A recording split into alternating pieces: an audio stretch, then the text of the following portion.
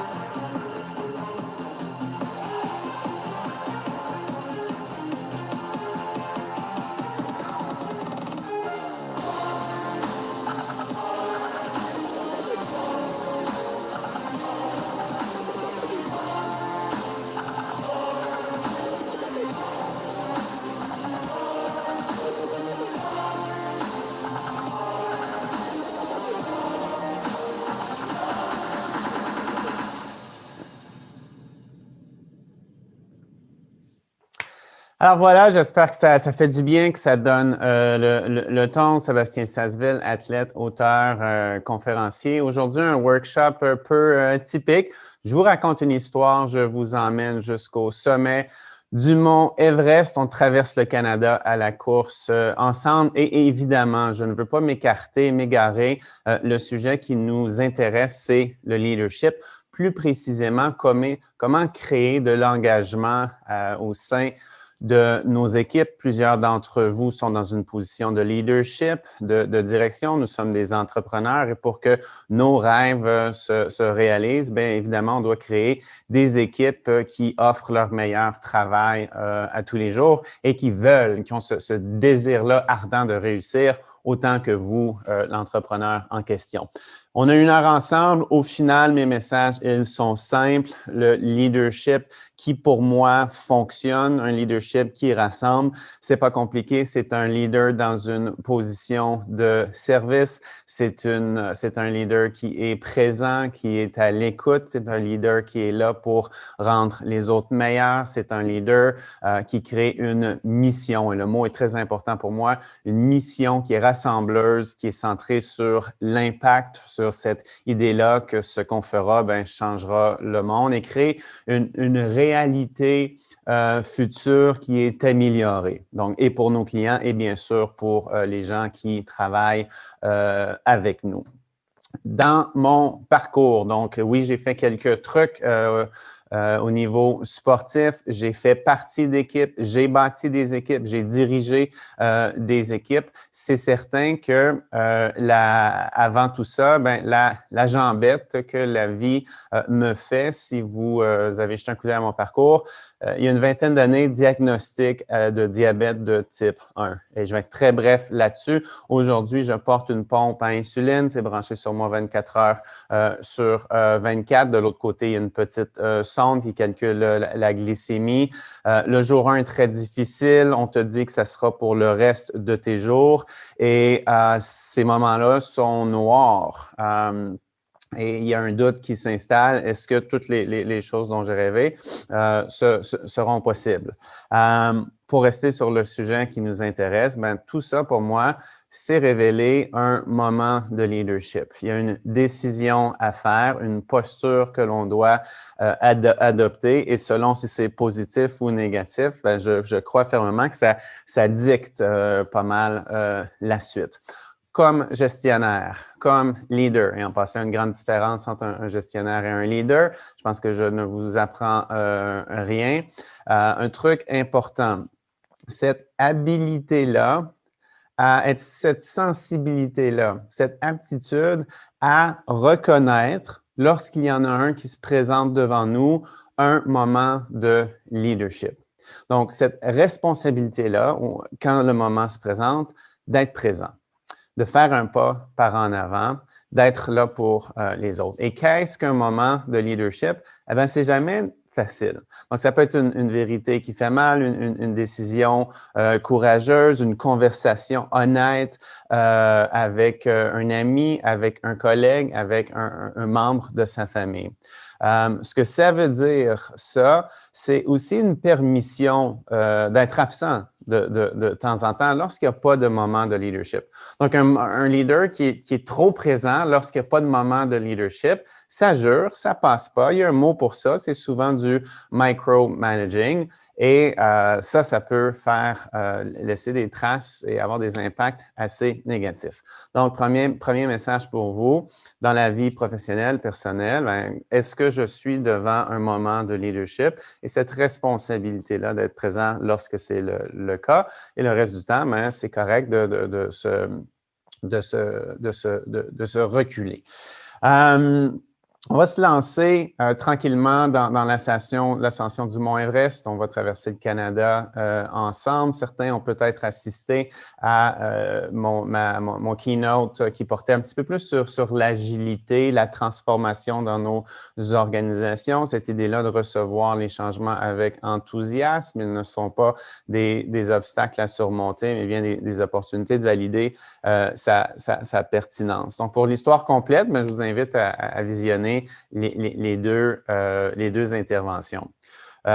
C'est certain, la traversée du Canada à la course, c'est un parcours de 7500 km. On traverse 4 saisons, ça prend 9 mois. C'est presque un marathon par jour pendant tout ce temps-là.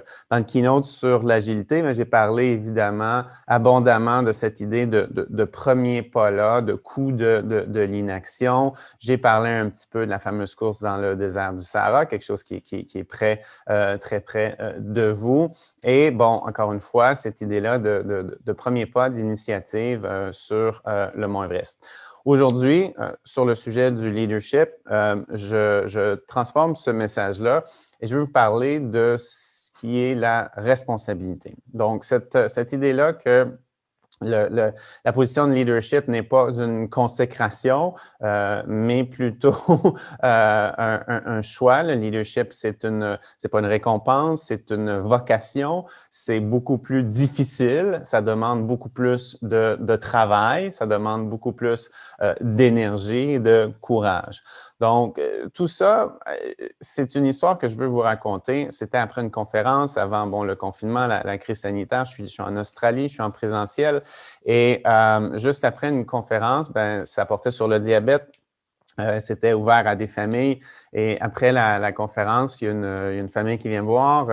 Ils ont un enfant, 5 ans, une magnifique petite fille qui a bien aimé le discours. Elle vit elle aussi avec le diabète de type 1 et elle veut prendre une photo avec moi. Donc, rapidement, moi, je me rends compte que cette photo-là, c'est important pour elle. Peut-être la photo va se retrouver au-dessus de son bureau de travail pendant quelques années. Donc, c'est important. Et parce que c'est important, je veux être avec elle. Et elle a 5 ans, elle est haute comme ça. Donc, pour être avec elle dans la photo, je m'approche et je m'agenouille tout près d'elle. Et elle est un peu nerveuse, elle me regarde, elle ne sait pas trop quoi faire. Et quand je m'approche, elle aussi s'agenouille.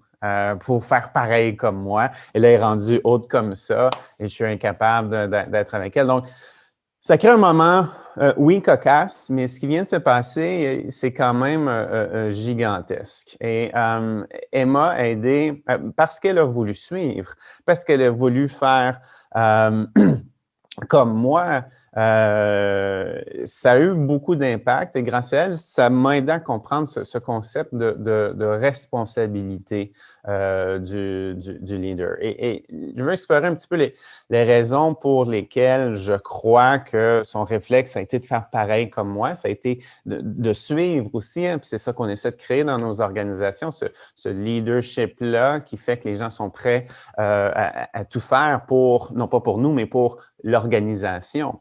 Donc, je crois que sur le moment, c'était pas un geste d'admiration, mais c'était beaucoup plus elle qui avait la certitude qu'elle allait pouvoir accomplir ses rêves à elle.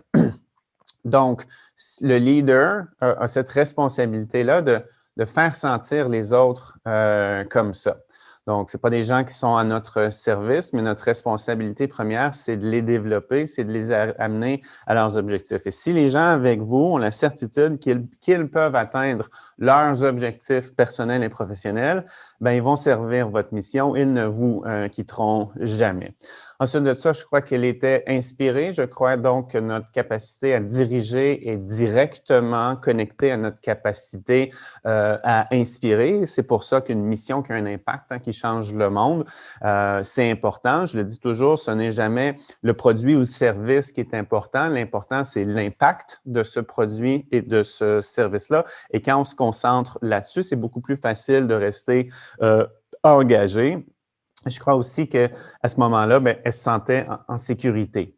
Elle pouvait faire ce qu'elle avait le goût de faire. Ce concept de sécurité psychologique-là, psychosociale, pour créer de l'engagement, je vais l'aborder dans quelques instants. Personne ne peut vous parler du Mont Everest sans parler de son équipe. Et avant de parler de mon équipe, je veux rendre un hommage aux Sherpas. Et là, je veux être très, très clair. Ces gens magnifiques-là, dévoués, dédiés à la réussite des autres. Donc, il y a beaucoup à apprendre de ça dans un contexte de leadership. Je veux vous dire, c'est grâce à eux que nous, les mortels, pouvons arriver au sommet. Donc, ça doit être dit. Tout bon leader, on peut peut-être ramener cette métaphore-là de Sherpa. On doit bien s'entourer, avoir des gens compétents autour de nous. Et la chose la plus importante, je pense, dans la culture chez les Sherpas, la valorisation personnelle ne vient pas nécessairement de leurs vêtements, leur voiture, ça vient de cette position de service-là. Donc, c'est des gens qui dédient leur vie à aider les autres à réussir. Métaphore que j'aime bien ici, en montagne, nous sommes attachés les uns aux autres. Donc, physiquement, carrément avec la corde. Donc, si je ne fais pas tout ce qui est en mon pouvoir pour aider les autres à réussir, ben moi, je n'irai nulle part. Donc, cette idée-là, position de service, encore une fois, on peut ramener ça dans nos organisations. Et c'est certain que lorsque l'on donne, lorsqu'on s'affaire à faire réussir les autres, ben, les autres vont vouloir nous aider à réussir aussi. Bienveillance. Donc, des comportements du leader qui aident à créer de l'engagement. Cette bienveillance-là est très importante. Encore une fois, si on réussit à inspirer les gens, à ce qu'ils se sentent en sécurité, qu'ils soient convaincus qu'eux peuvent réaliser ce qu'ils veulent faire, eh bien, ils vont être engagés et servir nos missions un peu mieux. Bienveillance, c'est large. Je crois en cette bienveillance-là, tout d'abord, envers soi-même. Un leader qui prend soin de sa santé, un leader qui a un bon équilibre. Bienveillance envers les autres, évidemment, c'est le rôle principal du leader. Bienveillance envers l'organisation également. Donc, parfois, il y a des décisions courageuses à prendre et on doit servir l'organisation en premier. Et un autre comportement, un climat peut-être qu'on doit préconiser, qu'on doit s'affairer à cultiver dans nos organisations, je crois que c'est vraiment ce concept de co-responsabilité-là. Évidemment, quand on est attachés les uns aux autres avec une corde, ça prend tout son sens. Mais dans une entreprise, c'est pas bien pratique de s'attacher avec une corde à tout le monde. Co-responsabilité, pour moi, c'est la consécration ultime en termes de travail d'équipe. Et je m'explique.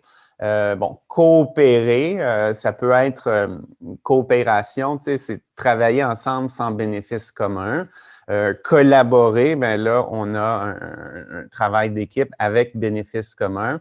Et lorsqu'on parle de co-responsabilité, c'est ce climat-là, hein, dans l'ADN de l'organisation, qui dit que peu importe son rôle et son statut, qu'on soit le nouveau, le débutant ou le CEO, peu importe son rôle ou son statut, nous sommes co-responsables pour l'accomplissement de la mission.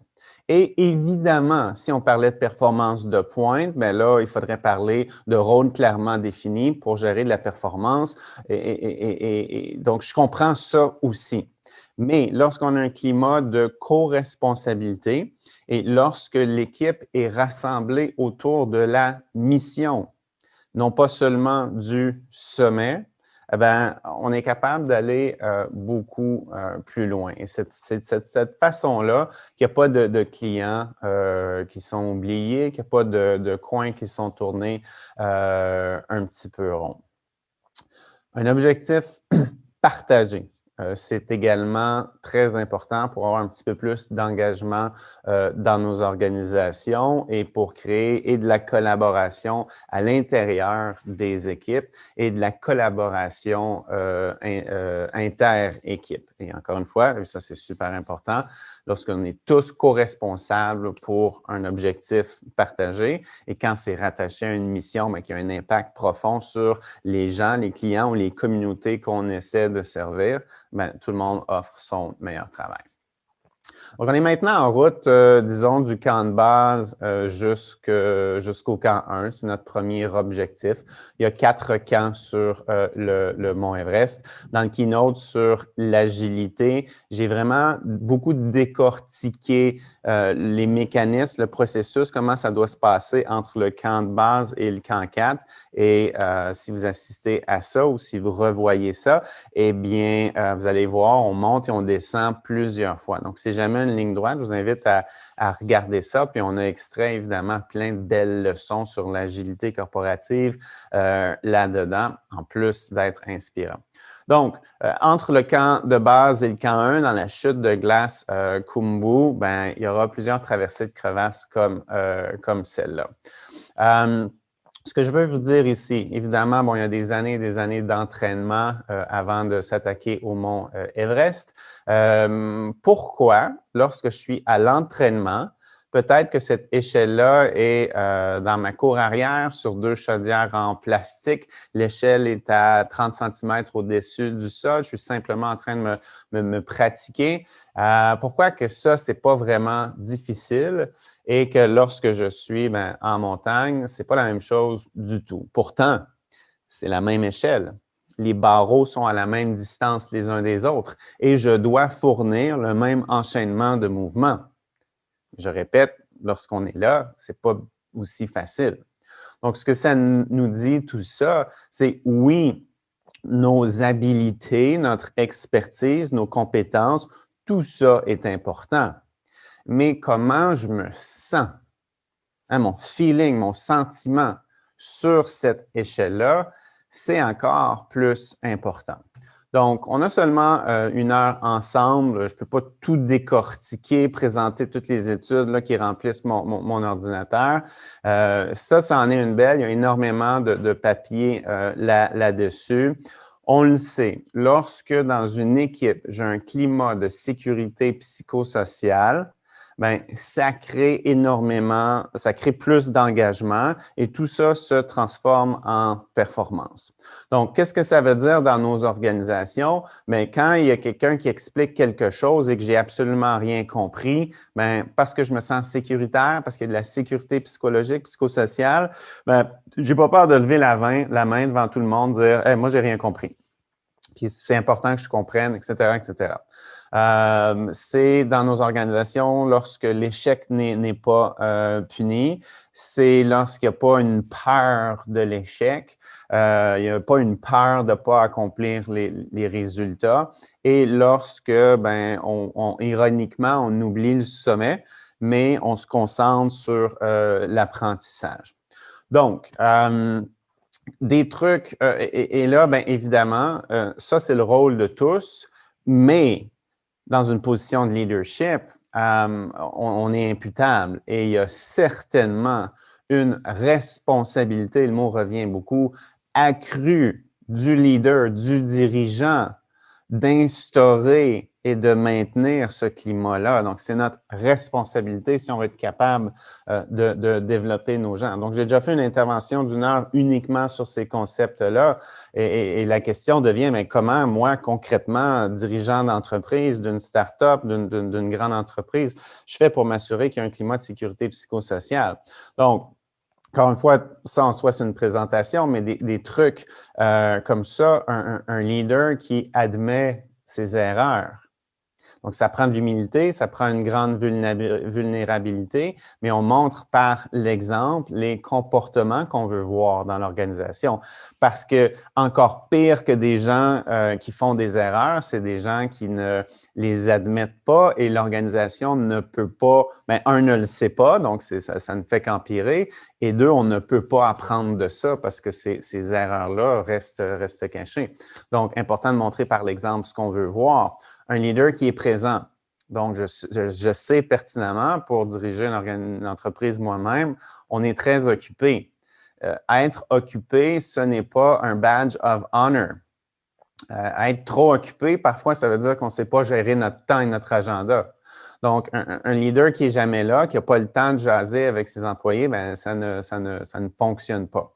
Un leader qui demande des conseils. Et ça, bon, psychologiquement, il y a plein de belles études là-dessus.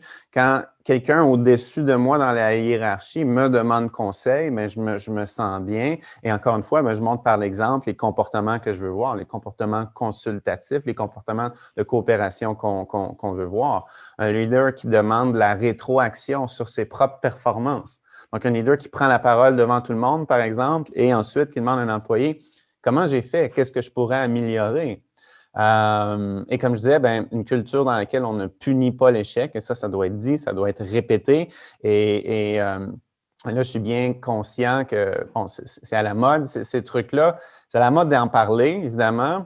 Il faut le faire. Donc, une des premières trucs que je regarde souvent quand je travaille à une organisation, c'est la cohérence. La cohérence entre ce qu'on dit, la cohérence entre ce qu'il y a décrit sur le mur, hein, la réception. Il y a toujours toutes les entreprises ont une belle mission puis une belle vision. Est-ce que concrètement, c'est incarné? Est-ce que c'est vécu, tout ça?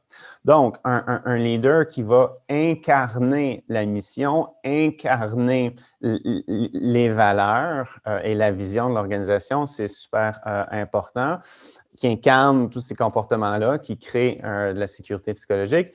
Et ultimement, et ça, c'est au sommet de la liste, comment je fais pour créer de la sécurité psychosociale?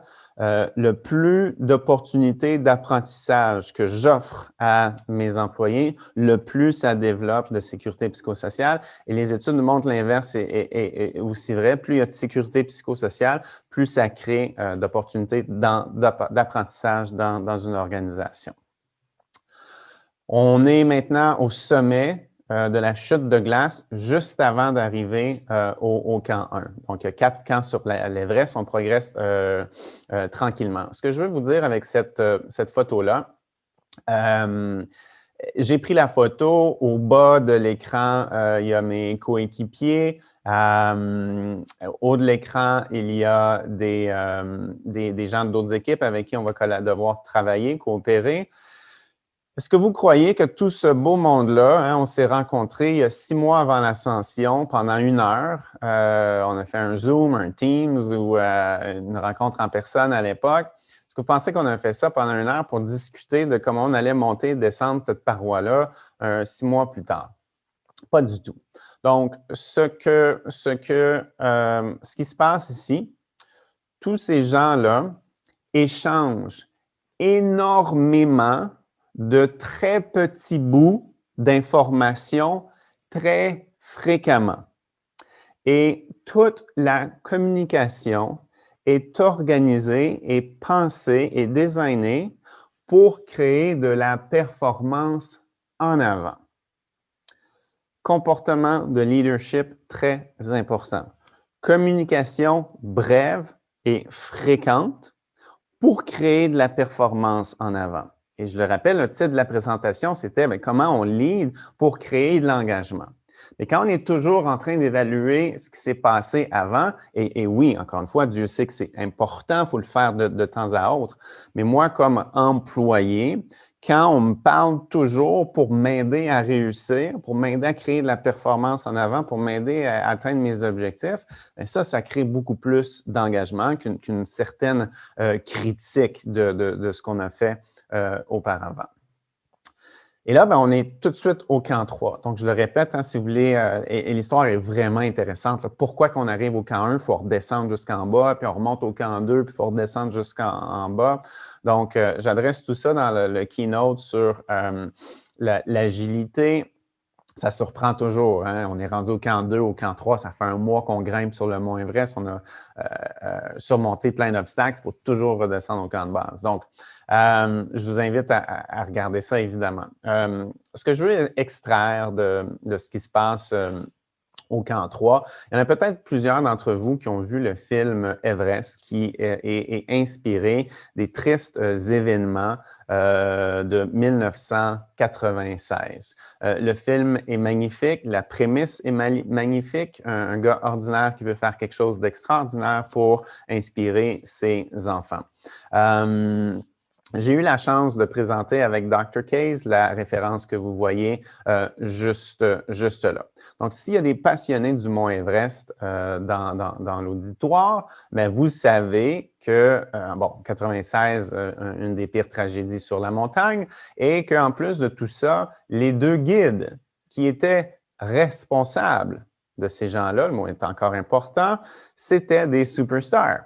Donc, ils étaient considérés comme parmi les meilleurs au monde. Ces deux gars-là étaient certainement les deux guides les plus connus. Donc, Dr. Case et son équipe se posent la question, mais s'ils étaient si fins que ça, ces deux guides-là, comment ils ont pu permettre que autant de gens ne reviennent pas à la maison? Et l'intention, c'était d'inspecter toutes les communications, les interactions et d'essayer de trouver ce qui aurait pu être amélioré pour aider nos équipes en organisation à mieux travailler ensemble pour créer un petit peu plus d'engagement. Évidemment que ça aide des leaders comme vous aussi. Donc, c'est sa thèse de doctorat, c'est épais comme ça. Évidemment, il y a plein de trucs qu'on pourrait présenter. J'ai sorti 3 choses que je trouve très, très, très intéressantes qui peuvent aider des leaders comme vous à créer de l'engagement dans vos équipes. Première des choses, donc une équipe qui réussit, c'est une équipe où il y a un partage de valeurs et de croyances. Donc, c'est un exercice auquel beaucoup d'organisations se prêtent, la totalité des organisations. Il ne faut pas que ce soit quelque chose qui reste simplement par écrit ou sur les murs, comme je disais tout à l'heure. Donc, l'importance d'avoir ce partage de valeurs et de croyances-là. L'alignement, OK? Donc, ici, ce qui est aussi important, et c'est l'objectif ultime, l'alignement entre les valeurs et les croyances personnelles des employés et ceux de l'organisation. Et lorsque ça s'est aligné, lorsque les employés se présentent et ils n'ont pas besoin de mettre un costume et que leur travail est un prolongement de leurs croyances personnelles, eh bien, ce travail-là, ce n'est pas quelque chose qu'il faut aller faire pour gagner des sous, mais c'est simplement une autre forme d'expression de ce que l'on est, de ce en quoi on croit. Et encore une fois, pour créer de l'engagement, je crois que l'esprit a une très, très haute sensibilité aux incohérences dans nos vies. Et c'est ça qui est épuisant. Et c'est ça qui fait que les gens se découragent et perdent l'engagement. Mais lorsque tout est aligné, lorsqu'il n'y a pas nécessairement d'obstacles devant nous, eh bien, c'est beaucoup plus facile d'être résilient et la rivière coule de façon beaucoup plus naturelle. Donc, ce désalignement-là, cette absence de partage de valeurs, de croyances-là, souvent, c'est ça qui cause le désengagement. Et on parle de résilience et souvent, les gens, bon, la résilience, c'est d'appliquer un petit peu plus de force sur l'obstacle parce que c'est le manly thing to do, #grit.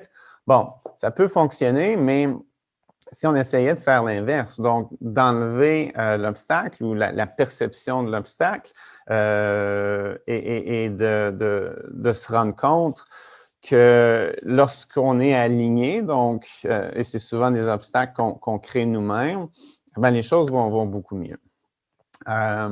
Ensuite de ça, les meilleurs au monde, ce n'est pas assez. Donc, connaissance interpersonnelle. Très important dans une équipe. Très important que même en format virtuel, on reste branché, qu'on apprenne à se connaître sur une base un petit peu plus personnelle. Donc, est-ce que c'est possible que mes coéquipiers, si on devient des amis, qu'on prenne les meilleures décisions en montagne? Si je rencontre les enfants de mes coéquipiers, est-ce qu'on va prendre les meilleures décisions en montagne? Un autre exemple, ce n'est pas parce que quelqu'un est un expert en gestion du stress qu'il n'est pas ou qu'elle n'est pas stressé. Ça veut dire qu'il y a des connaissances académiques sur le sujet, mais ça ne veut pas dire qu'il y a une absence de stress. Donc, en connaissant les gens sur une base personnelle, on sait comment ils réagissent dans des conditions plus difficiles ou inattendues et ça peut générer plus de succès. Et ça, on sait, ça crée de l'engagement. Et ensuite de ça, là, c'est le fun comme il y a des trucs qui reviennent dans toutes sortes d'études ou de papiers. Même quand les gens fouillent sur des trucs différents, moi, ça m'indique que ça doit être important. Notre apprentissage et amélioration continue revient. Donc, et c'était très présent là, dans l'idée de sécurité psychosociale aussi. Donc, des leaders qui s'attardent sur le développement de leurs gens, c'est comme ça qu'on crée de l'engagement et ensuite de la performance. Et tristement, en 1996, il n'y avait pas ça. Donc, personne ne voulait devenir un meilleur alpinisme. Tout le monde était obsédé avec cette idée-là d'atteindre le sommet et on n'est pas revenu à la maison. Donc, les raisons pour lesquelles on ne vient pas à la maison, et ça, c'est sur l'Everest, mais en entreprise, le parallèle, c'est une entreprise qui échoue ou qui ne va pas bien. C'est pas bon, puis là, je vais parler de montagne, vous ferez les parallèles avec l'organisation. C'est pas qu'on n'a pas de plan, c'est qu'on refuse de changer le plan quand l'environnement se transforme. Donc, ça, c'est la raison numéro 1 pourquoi on ne vient pas à la maison. Et ensuite de ça, les gens deviennent obsédés avec le sommet. Et ils oublient la chose la plus importante, la mission, l'intention, le message, l'héritage. Qu'est-ce que ça va vouloir dire, tout ça? Et quand l'équipe se concentre là-dessus, à cause d'un leader qui est concentré là-dessus, et le mot responsabilité est important pour moi, le mot incarné. Donc, le leader qui incarne ces choses-là, le leader qui incarne la vision et la mission. Quand j'ai traversé le Canada à la course, je n'ai pas dit aux gens quoi faire. Donc, oui, c'était un gros projet, un demi-million de dollars, des centaines de bénévoles, de gens qu'on ne rémunère même pas et qui doivent donner leur meilleur travail. On ne leur a jamais dit quoi faire. Les gens voulaient faire partie de ça parce qu'on avait créé une mission qui était excitante, intéressante et qui avait un impact, qui allait aider des millions de personnes à travers la planète en leur aidant à changer leurs croyances. Donc, parce que j'incarnais cette mission-là, les gens ont voulu faire partie du projet et livrer leur meilleur travail. Et tous les grands projets, il y a toujours un moment dont on se souvient jusqu'à la fin de ses jours. Et je veux vous confier ce moment-là lorsque j'ai traversé le Canada à la course. C'est quand même pas facile. Je le répète, 9 mois, 4 saisons. J'ai commencé en plein hiver, l'hiver canadien. Il y a des semaines que je cours à moins 20, moins 30 degrés Celsius, les tempêtes de neige, les chaleurs extrêmes quelques mois plus tard. Donc, c'est loin d'être facile. C'est une épreuve de constance, d'endurance. C'est solitaire, c'est fait dans l'ombre et puis tout ça. À peu près à mi-chemin, mais je fais la rencontre de Jack, qui est un petit garçon, un petit bonhomme d'une dizaine d'années à l'époque, qui vit lui aussi avec le diabète de type 1, porte la même pompe insuline que moi. Donc, ce matin-là, vient à ma rencontre avec sa famille, évidemment, pour dire bonjour et offrir, et là, ce qu'il y a dans la boîte, toutes ses économies pour soutenir le projet. Et bon, il n'y a pas beaucoup de sous dans la boîte, mais lui, il a 10 ans. C'est tout ce qu'il a. Donc, Jack, c'est une vieille âme, on devient des bons amis. Aujourd'hui, ses parents sont des grands amis et des mentors même. La façon dont la logistique fonctionnait, on a été capable de faire quelques repas. Et évidemment, à un moment donné, il faut dire au revoir et ça, c'est moins agréable. 2 semaines plus tard. Donc là, je suis dans le nord de l'Ontario, une province canadienne. Et pour vous situer, La prochaine ville est à 1200 km et c'est la forêt pendant 1200 km. Il n'y a absolument rien qui se passe. Je frappe le mur, je suis épuisé et à un moment donné, le véhicule d'escorte s'approche de moi, les fenêtres sont baissées et j'entends la voix de Jack. Et c'est Jack qui, après l'école, décide de téléphoner. Et les questions qu'il pose, hein, il a 10 ans. Est-ce que tu dors bien? Est-ce que tu manges bien? Ton diabète, ça va comment? Et Jack retéléphone comme ça à toutes les semaines jusqu'à la fin. Et à la fin, Jack prend l'avion avec sa famille pour être à Vancouver sur le fil d'arrivée. Alors, lorsque les gens posent la question, hein, est-ce que c'est déjà arrivé, tu es épuisé physiquement, psychologiquement, est-ce que ça a traversé l'esprit d'arrêter, d'abandonner? Et peut-être hein, que ces doutes-là, ben, comme entrepreneur, on vit tout ça, c'est normal. À cause de ça, hein, raison d'être. Et en anglais, on dit purpose, c'est un mot qui est plein, qui est riche. Hein. Chaque langue, évidemment, a ces mots qui sont bien remplis. Français, bon, raison d'être, je pense que c'est une belle traduction. À cause de ça, jamais ça a traversé l'esprit d'arrêter. Donc, il y a une distinction extrêmement claire entre une mauvaise journée et la raison pour laquelle on fait ce qu'on fait. Et pour moi, ça, c'est la leçon ultime. C'est la leçon de leadership ultime. C'est la leçon de résilience ultime. Cette idée-là que l'engagement dans nos équipes, c'est pas ce qu'on fait quand ça se met à aller mal. Hein? Donc, il y aura peut-être des questions. Sébastien, as-tu des trucs hein, quand j'ai une mauvaise journée? L'engagement, ce n'est pas ce que je fais quand ça va mal. La motivation, ce n'est pas ce que je fais quand ça va mal.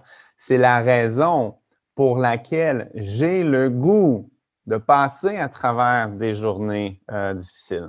Donc, ça commence beaucoup plus tôt qu'on pense et c'est souvent une police d'assurance, cette intention-là, ce sens-là. Et lorsque le leader est centré là-dessus, lorsque le leader rassemble ces gens autour de ça, bien là, on crée un engagement qui est honnêtement assez difficile à arrêter. Employé du mois. Donc, je vous ai parlé de mon équipe sur l'Everest. J'ai rendu hommage au Sherpa. Ben là, je dois maintenant rendre hommage à mon bon ami Patrick, qui, pendant que moi, j'ai traversé le Canada à la course, lui, ben, conduisait le véhicule d'escorte. Donc, pendant que j'ai traversé le Canada à la course, hein, je le rappelle, ça a pris 9 mois. Patrick a traversé le Canada en voiture à 10 km/h. Donc, je pense que c'est un saint. Je pense qu'un jour, si vous voulez une conférence sur la patience, c'est votre homme. Et la vidéo d'introduction que j'ai montrée, je comprends, ce n'est pas gênant à présenter. Cela étant dit, ce n'est pas la réalité. La réalité, c'est ça. Donc, c'est long, c'est méditatif, bon, qui en soi, ce n'est pas une mauvaise chose, mais c'est lent, c'est très solitaire et c'est loin d'être facile. C'est souvent hein, ce parcours-là de l'entrepreneur qui, de l'extérieur, a l'air bien fun, mais la réalité quotidienne est loin d'être facile. Donc, au sol, il y a Patrick et moi. Oui, il y a des centaines de personnes impliquées, mais on a une petite équipe au sol qui doit livrer énormément de résultats parce que je l'ai dit, c'est un gros projet. Donc, les commanditaires ont des attentes. Les gens que je veux servir, les gens que je veux inspirer, je crois, bon, pas qu'ils ont des attentes, mais je veux certainement bien faire. Donc, comment on crée de l'engagement à l'intérieur de ces équipes-là. J'inclus Patrick, j'inclus tous les gens aussi qu'on devait diriger pour mener le projet à bien parce qu'il y a une équipe de relations publiques, parce qu'il y a des bénévoles, parce qu'il y a une firme qui filme tout ça pour le documentaire, bon, etc., etc., parce qu'on a une quarantaine d'événements à livrer. Il faut mettre tout ça en place. Donc, première des choses, ce projet-là, c'est mon bébé. Partage du pouvoir. Donc, si je ne partage pas le pouvoir, il n'y a rien qui se passe. Parce que moi, quand je cours, je suis complètement inutile, 4-5 heures par jour. Mais partage du pouvoir, les gens reçoivent ça avec énormément de gratitude, sentent qu'on leur fait confiance et ça augmente l'engagement. décentralisation du pouvoir aussi qui nous aide à être beaucoup plus agiles. Une équipe, ce n'est pas un groupe de gens qui partagent des tâches. C'est un groupe de gens, pardon, à l'intérieur duquel tout le monde peut briller. On fait ça en utilisant ses forces, également plein de belles études là-dessus. Quand j'utilise mes forces à tous les jours dans l'entreprise, les gens sont, et là, ça va être de la musique aux oreilles d'entrepreneurs, les gens sont beaucoup plus heureux, sont beaucoup plus loyaux et sont beaucoup plus performants. Trois choses qui accruent carrément notre rentabilité. Les gens loyaux qui restent, c'est rentable. Donc, connaissons la plus grande force de chacun de nos employés et rendons ça possible pour eux de l'utiliser à tous les jours. Il y a une diversité qui est importante ici. Donc, un leader ne s'encourage pas de disciples, de followers. On veut des challengers. On veut des gens qui nous mettent à risque carrément, des gens qui ne pensent pas comme nous. Très, très, très courageux de faire ça. Et l'impact, encore une fois, c'est une équipe plus riche et c'est une équipe qui réussit mieux et c'est beaucoup plus d'engagement. On avance tranquillement. Donc, ceux qui connaissent leur géographie canadienne, on est rendu au centre, dans les prairies. C'est comme courir dans un bol de céréales pendant à peu près un mois. Même si je m'approche tranquillement du fil d'arrivée, je me concentre sur des habitudes de croissance. Même, j'ai un souvenir, la veille d'arriver à l'objectif, ça fait 9 mois que je cours, je suis à 40 km, j'ai 7500 km de fait. J'avais un peu réussi, right? Bon, jamais célébré trop tôt. Et ensuite, même cette dernière soirée-là, je me souviens concentré sur les étirements, sur la nutrition, sur la préparation au mouvement, etc., etc. Donc, dans nos organisations, on est très bon pour récompenser des chiffres. C'est important, continuons de le faire. Cela dit, on veut créer de l'engagement comme leader, amener nos équipes vers nos objectifs partagés. Récompensons des comportements. Des comportements qui sont cohérents avec, puis là, je ne vais même pas commencer par les objectifs, des comportements cohérents avec la mission, avec l'intention, avec la valeur, les valeurs de l'organisation, des comportements cohérents aussi avec les objectifs. Et quand on récompense ça, on arrive beaucoup plus rapidement à l'objectif. Je veux vous parler de ça aussi. L'importance de ça, premièrement, pour l'équilibre physique et psychologique du leader. Mais encore une fois, quand on incarne ça, ça crée de l'engagement dans nos équipes. Donc, tout le monde est occupé, des agendas bien remplis, des agendas de fou. Question que je me pose fréquemment. Est-ce que ça, c'est urgent ou est-ce que ça, c'est important? Et la question est, simplement de poser la question, c'est très puissant. Donc, évidemment, tout a l'air urgent et tout ne l'est pas. Donc, il faut apprendre à départir tout ça. Et ensuite de ça, le danger, c'est que ce qui est important, tant au niveau personnel que professionnel, ça peut être du temps avec les amis, avec ce qui compte vraiment, puis ça peut être de la formation continue. La formation continue, ça n'amène pas de sous immédiatement dans l'entreprise, ça en amène plus tard. Et ça permet de cultiver notre pertinence, mais ce n'est pas immédiat comme récompense. Donc, le danger, c'est que tout ce qui est important, c'est facile de le repousser à la semaine prochaine, au mois prochain, à l'année prochaine. Et le grand danger, là, c'est de cumuler un retard qui sera irrattrapable. Et là, l'organisation est en danger. Et un leader qui prend du temps pour ce qui est important, pour la reconnaissance, pour souligner un anniversaire important, pour prendre du temps avec quelqu'un qui va un petit peu moins bien. Donc, quand on incarne ça, tout ça fait que les gens se sentent beaucoup mieux et sont beaucoup plus engagés. J'ai traversé le pays avec ce T-shirt-là. Je vous rassure, j'en avais 5. Donc, un des beaux souvenirs, c'est tous ces gens-là qui nous dépassaient, qui klaxonnaient, qui encourageaient. Et évidemment, je n'ai pas pu dire bonjour, j'ai pas pu parler avec tout le monde. Mais, tu sais, puis il y a carrément des centaines de milliers de voitures, sinon des millions qui m'ont dépassé pendant ces 9 mois-là.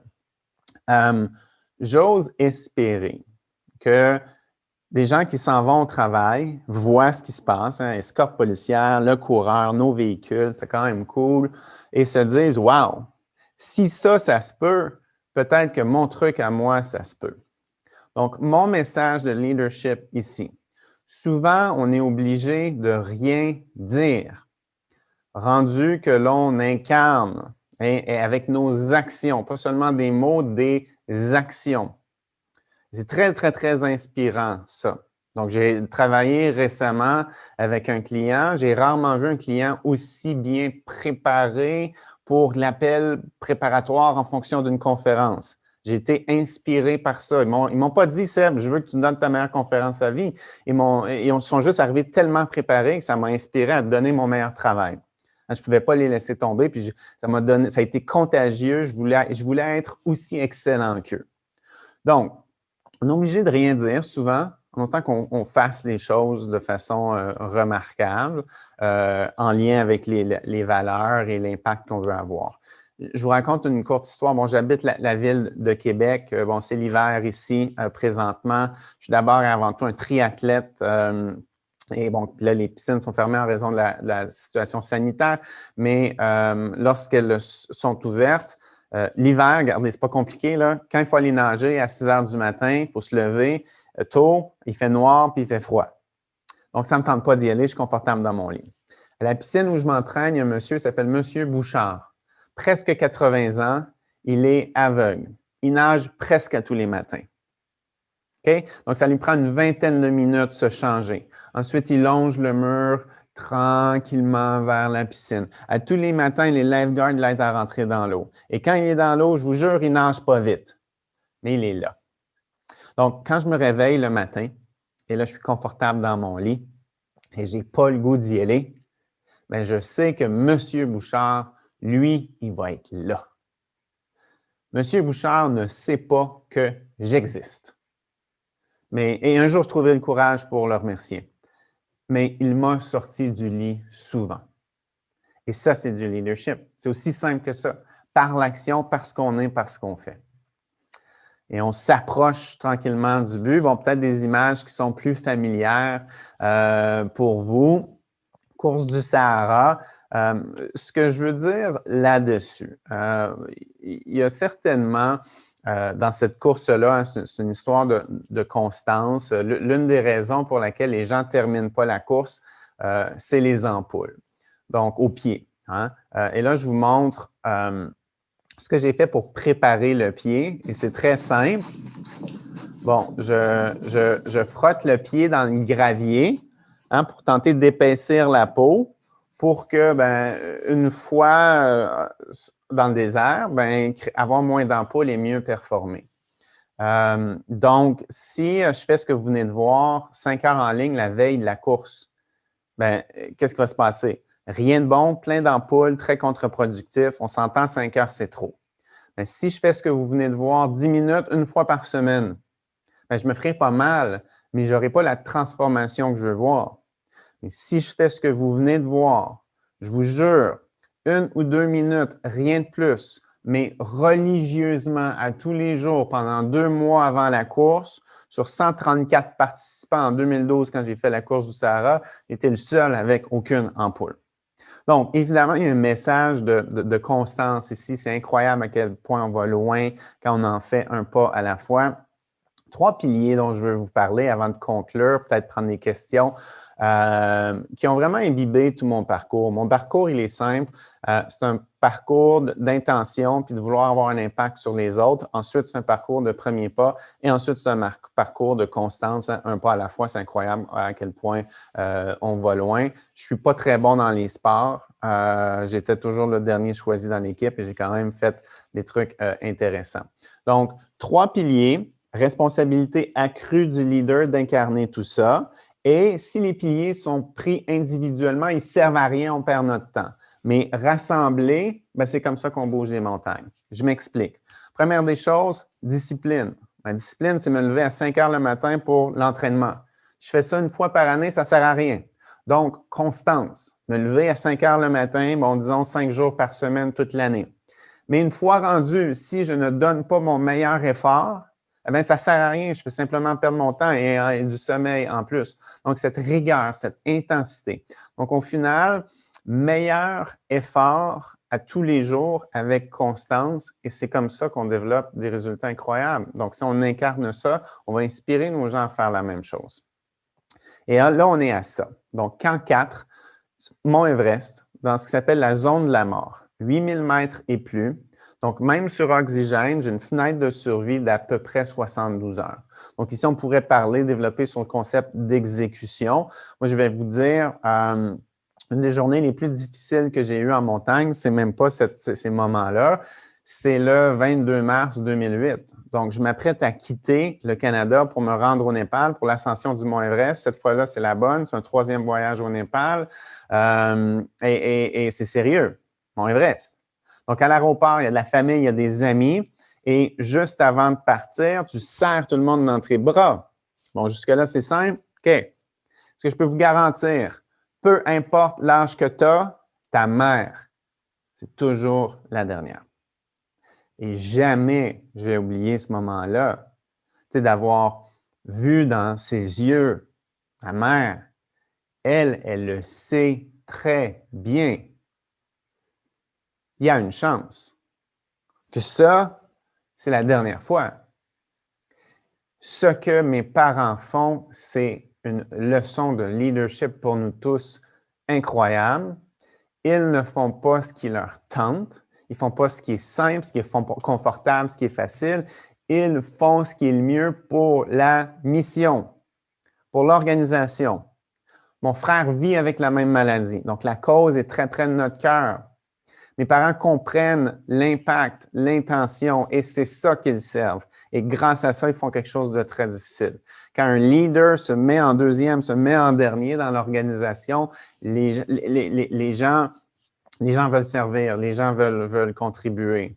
Mais un leader qui est là pour son avancement personnel, les gens ont une intolérance à ça et rapidement désengagent. Et plus on est près du but, plus c'est difficile. Donc, il me reste quelques minutes, pas plus. Donc, à la fin de la traversée du Canada, à la course, je frappe les Rocheuses canadiennes. Donc, c'est une chaîne de montagnes et les 800 derniers kilomètres. Donc, j'ai presque 5000 kilomètres de couru. Je suis épuisé physiquement, psychologiquement, mais les 800 derniers kilomètres, c'est la chaîne de montagne, ça monte, ça descend, 30 000 mètres de dénivelé. Donc, c'est la partie la plus difficile. Même chose dans le désert du Sahara, à la 5e et dernière étape, étape double, 87 km. Il reste à peu près plus de nourriture. Je suis encore diabétique, donc un réajustement du dosing constant avec l'insuline. J'ai développé un petit peu plus là-dessus dans le keynote sur le changement. Et même chose sur le Mont Everest. Donc, le soleil se lève. Il faut dire qu'on a quitté le camp 4 à 8 heures le soir la veille. La poussée finale vers le sommet se fait de nuit pour pouvoir redescendre à la clarté parce que la majorité des décès arrivent en redescendant. Donc, on a tous des rêves, des sommets qu'on fixe. Hein? Sachons que le sommet, c'est un symbole plus qu'autre chose. Le vrai fil d'arrivée est au camp de base quelques jours plus tard lorsqu'on est de retour. Donc, message ici, encore une fois, plus on est près du but, plus c'est difficile. Parce que quand on est assis là, on regarde ça. Les fameux, le réseau d'Hillary, les Hillary Steps, il y a des sections qui ont 6 pouces de large, on est épuisé. À gauche, il y a 10 000 pieds de rien. On peut être de retour, selon moi, au camp 2, 3, 4 secondes. On est là. Et tout ça mène à des moments comme ça. Donc, je suis à droite, sommet du Mont Everest, 25 mai 2008, 9 heures le matin. J'ai rêvé à ça toute ma vie. Quand je grimpais dans les arbres, quand j'étais enfant, je rêvais à ce moment-là. Je me suis entraîné pendant 10 ans. L'ascension a pris 2 mois. C'est une ascension qui dure 2 mois. Et on est resté au sommet 5 minutes. 300 secondes. Et ensuite de ça, il fallait redescendre. C'était la partie la plus dangereuse. Donc, quand je disais que le sommet, c'est un gros symbole, gardons ça en tête. Ça permet de rester centré sur ce qui compte vraiment comme leader. Et quand on fait ça, ben, les gens sont plus engagés, puis nos organisations ont plus de résultats. Donc, ironiquement, le sommet, il faut parfois l'oublier. Mais bon, évidemment, quand on est là, savourons-le pour le temps que ça dure. Et ce que ça m'apprend tout ça, c'est que le sommet, ce n'est pas tant l'objectif, c'est une conséquence. Ça, je veux le répéter, c'est un message très puissant pour des leaders. Le sommet, c'est une conséquence. C'est ce qui va arriver si on se concentre sur des habitudes de croissance, puis on met tout en place pour déployer un leadership qui est inspirant, pas autoritaire, qui est inspirant, qui donne le goût aux gens de suivre parce qu'ils savent qu'eux vont se développer et atteindre leurs objectifs et grandir. Donc, si on se dédie à faire grandir l'autre, eh bien, on gagne. Et puis, je conclue là-dessus. En fait, ça résume bien ce que je viens de dire, c'est que ce leadership-là, c'est vraiment pas, parce qu'on est déjà ambitieux. On est des type A's, des high achievers. Je comprends tout ça. Je comprends que pour vous-même, vous mettez la barre très haute. Continuez. C'est important. Puis ce leadership-là, ensuite, eh bien, ce n'est pas la hauteur à laquelle nous, perso, on va grimper, mais c'est combien de gens on emporte avec soi au sens propre et au sens figuré, évidemment. Voici le fil d'arrivée dans le désert du Sahara. C'est un faux fil d'arrivée. Donc, les derniers moments se passent le jour 5. On traverse le fil en plein milieu de la nuit. Jour 6, journée de repos. Et jour 7, c'est la photo. On est rapatrié en ville. Il y a un 5 km symbolique autour des pyramides.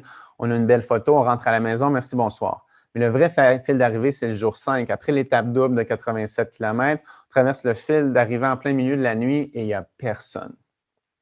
Il n'y a personne. Et c'est la chose la plus difficile que j'ai faite dans ma vie.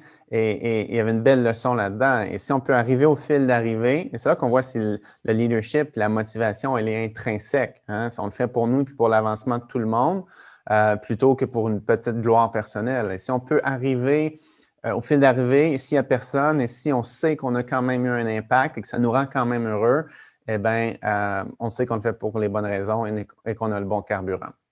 Et puis, parce que parfois, il y a des gens qui se présentent sur le fil d'arrivée, eh bien, je vous présente un dernier cours vidéo et on va aux questions ensuite. L'arrivée à Vancouver après 9 mois de course, 7500 km.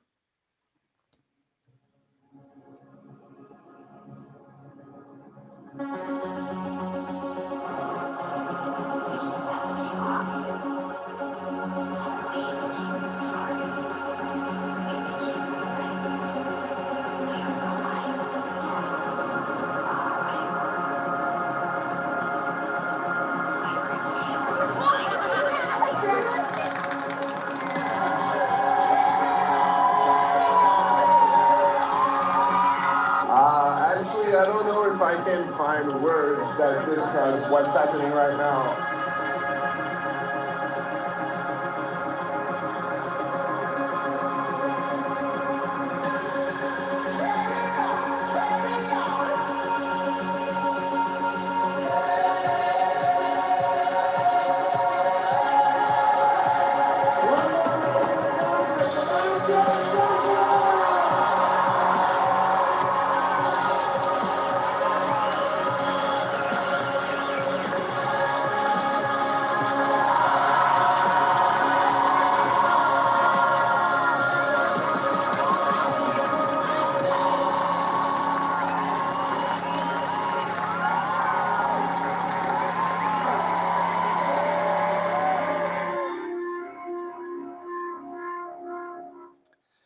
Alors voilà, j'espère que j'ai toujours deux souhaits, que ça fait du bien, que ça a été utile et pertinent surtout. Mon livre est facile à trouver en ligne, ainsi que moi-même.